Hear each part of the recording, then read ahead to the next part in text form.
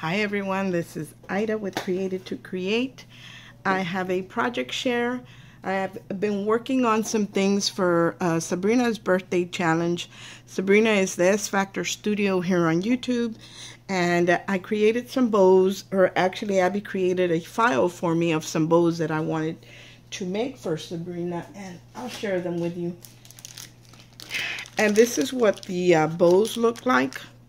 So these are the ones that I created for my buddy Sabrina.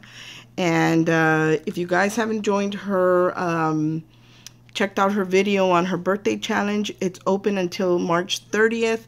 And she's got a great prize package. So, you know, you definitely want to get in on that. So I created these, and I created some other ones. And of course, like I said, this file was created for me by my daughter Abby, and it is actually a free it's a template that we found on Pinterest. And I had already made one like this before, but I had drew it out by hand, and you know, usually that's not, and cut it out by hand, and I normally don't like to do that because I'm not good at it.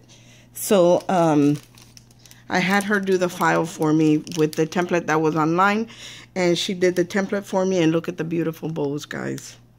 How pretty are they? So this is the original size up here, and it measures probably about 3 inches across. It's not real big. It's not real big. Let's see. Yeah, it's about maybe closer to 4 inches, 3 3/4 or 4 inches across.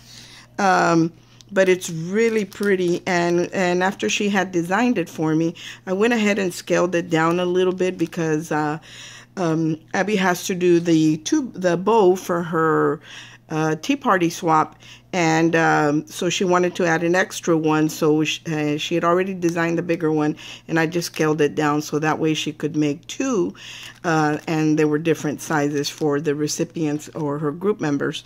But look at how pretty they are. And then this ribbon that I used there was gifted to me. I don't recall who it is. I think it was by Tony Antoinette. And I'm not really sure, so don't quote me, but I love this color of light sage ribbon. So that's what I used on the buckle. And I'm going to show you how I put these together. And I'm going to do a big one because here's the two sizes. Here's the smaller one. And that's what they look like cut out with the Brother Scan & Cut. And then here's the bigger one. You know, there's quite a bit of difference in sizes. And so let's put one of the big ones together. So you need one of these, and then you need one of the backings, and I have it again in two sizes. Here's the smaller one, and then here is the bigger one. So there is quite a bit of difference in the bigger one. But like I said, we're going to put the bigger one together, and so I'm going to move these out of the way. Now the way I do it is I take my, this is a Sizzix bone fold. Actually, it's to curve petals and stuff like that. And this is designed by, I think it's David Tutera. And I think I picked this up at Hobby Lobby. But anyway, it's got two prongs here, plastic prongs with a slit in the middle, and you just kind of put it in between the two layers, and just kind of I'm twisting my wrist as I'm going and just pulling it through to curl, kind of, you know, start the curl on my bow. And that's all I'm doing. I'm not gonna leave links to anything, guys. You can just Google it and you'll find it. Or if you even in Hobby Lobby, they have it. So that's what I do to begin with. And like I said, it's nothing major, just to curl it. But you can use any bone folder. You can use a pen. You can use whatever. I'm just showing you what I use. Now, the first thing you want to put down are the two smaller, more narrow strips, parts of the bow. And all I do is add just a little bit of hot glue, and I kind of glue these two tips together. And I have developed a tolerance for the hot glue, so I'm okay. But if you're going to do this and you haven't, make sure to wear some type of silicone tips. Mod Podge does make some, so that way you don't burn yourself. And I just glue those together, so you can see how they're glued together. And I'm going to do the same thing over here on the opposite side of the bow. And I'm going to glue those two together and hold it in place for a little bit. And I absolutely love, love, love these bows. Now, I'm going to add a dab of glue right here. And I'm just going to bend these down. And I'm going to hold them in place for a little bit. See, you're beginning to see the how it's nice and curved and it's coming together. So I glue the one side first, and then I'll do the same thing. And I don't put the glue in the middle. I actually put it a little bit further back. And then I'm going to put these down, and I'm going to hold those for a little bit.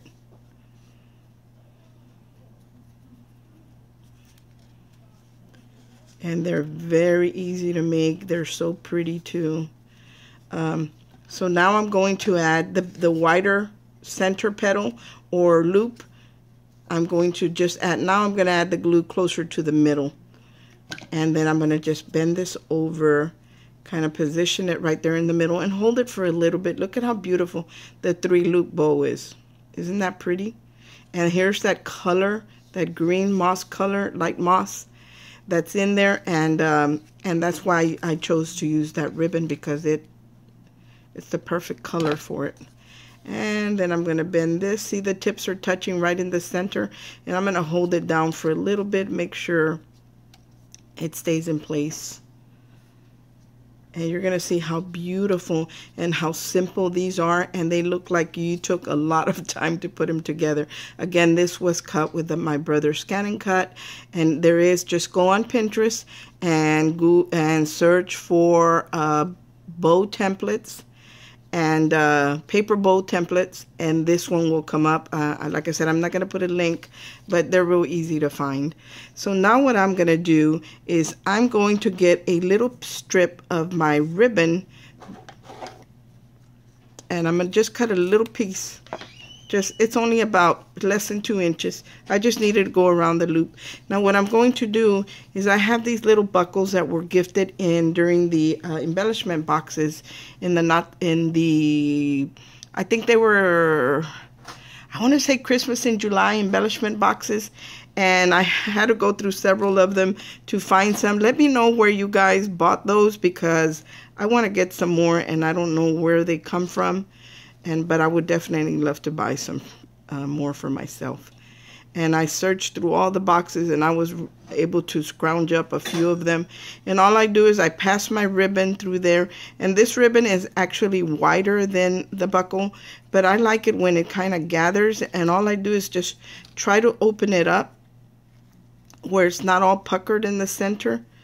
And that's what I'm trying to do right here, and just open it, you know, work with it to open it up where it's not twisted. See, that's what I want. So when I add this to I'm going to add some glue to the center of my bow. Let me see if I can work this a little bit better, because I don't want it to curve like that. And sometimes you just got to fuss with it to unwrap it from, you know, keep it from curling onto itself. So that's what I'm going to do. So that's the way it looks. See how it's kind of gathered there? And I like that look. So I'm going to add some glue to the center of my bow. And then I'm going to add the buckle right in the center. And you're going to see how pretty. Look at how pretty. Not much effort at all. And it's very pretty. So I'm going to glue that down. Now you could add another stone in the center if you wanted to, but I don't want to, because of the color of the ribbon. Looks beautiful with this paper line. And this is the Prima Love Story. I'm going to trim this down a little bit. Make sure it doesn't reach to the other side of my bow. And you can burn the edges, but I'm not going to, because when I put the backing on here, it's going to cover that. And I'm just going to flip this to the back and just glue it down. And I'm going to do the same thing on the other side. I'm going to cut off these little extras right here and glue this down on this side.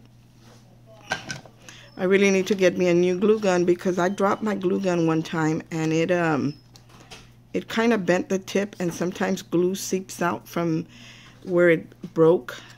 Not too bad, but I'm starting to notice it a little bit more, so I'm going to have to take the plunge and buy one for myself.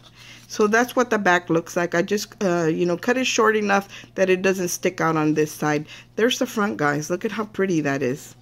It's so simple. So all I'm going to do now is I'm actually going to add some glue to the back of my bow because I want it to adhere right here and right here. And then in the center, I'm going to add hot glue. That way I'm sure that my bow is not going to fall apart. So let me close this. And then I'm going to add some hot glue right here in the center. And I'm just going to set it down right in the center of that bottom piece.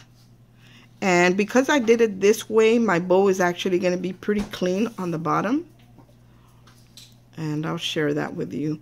And because I added glue here, it's going to adhere there, and nothing's gonna, even if the hot glue were to come undone, the wet glue that I used in between these two layers won't come undone. But look at how pretty that is. How simple and how beautiful this bow is. And here's the back. It's pretty clean in the back because we trapped the ribbon in between the layers of the bow and the back piece to the bow. Look at how beautiful. And then here's the smaller one. And even though the ribbon is, the bow is a lot smaller, I'm going to share this with this one with you as well. You're going to see that even though the bow is much smaller, I love this. Thank you to whoever gave that to me. You know who you are. I absolutely love it. So we're going to do this smaller one, and I'm going to show you that it really doesn't make that much of a difference, even though the bow is smaller. And the buckle, you would think it would need to be smaller, and the ribbon, but it doesn't need to be. It still looks just as nice. So let me put it in through there. I really want to find these, so whoever knows where these come from, let me know and what they're called. And you don't have to give me a link. I will search for it. Just tell me, kind of point me in the right direction. So there it is. I opened it up where it's not too bent in or folded into itself. And I'm going to add a dab of glue to the center right here. And I'm just going to grab this little piece and make sure it's opened up. And just kind of put it up. Just kind of put it right here in the center. Let me get these little glue webs off. See, even though the bow is smaller, it still looks beautiful on there. So let's go ahead and trim this, and that way we can glue it down. And you can burn the edges if you don't want it to unravel, but because I'm putting another layer underneath, I don't feel that it's necessary. Or for me, it isn't. So there's that. And then let's see this piece. I think I am going to trim this a little bit as well. Not too much, just a little bit. Add some glue right here. And then I'm going to close this up.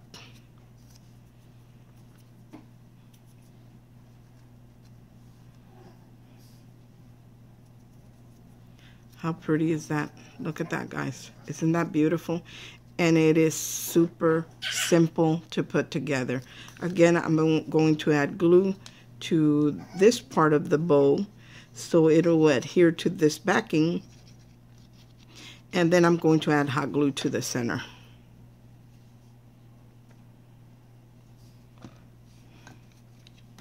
Somebody asked me where the tip to my glue came from, and it actually came from, I believe, Canada. It's not local. It was some type of hobby shop, like maybe a model store for cars and stuff like that. That's where that came from. It isn't even from the US. So that's why I didn't put I didn't really respond to that, because it's not from here. And when I ordered it, you know, shipping is quite a bit, so I ended up ordering several of them, and sometimes I share them with my buddies. But I think I'm dwindling down already, because I have been sharing them. And there's the bow, guys. Look at these beautiful bows and how simple they were to make. They didn't take any effort at all. Of course, I need to clean them up, make sure I don't have any glue on them. But look at how pretty they look. So this is the last buckle I have. So if someone can just point me in the right direction so I can order more. And then I am going to make some of these for a swap that I'm in and just send them like this. So I'm going to do some pre-done, but I'm going to send some die cuts. That way, if she ever wants to make more, I mean, she doesn't have to worry about them bending or anything. She'll have plenty of them already cut. I'll cut them on my die cut machine and not a problem. Look how beautiful that is, guys. That is so pretty and so simple to make. Thanks for watching, you guys. I hope that this helps you. And like I said, just go on Pinterest. The file is there. And let me give you another look at what you're going to be looking for. This is the shape you're going to be looking for. There's the shape. That's what you're going to be looking for, and it is on Pinterest. And if you know how to maneuver in your brother's ScanNCut or your Cricut, you'll be able to do this. Thanks for watching, everyone. I hope you all have a great day, and God bless. Bye.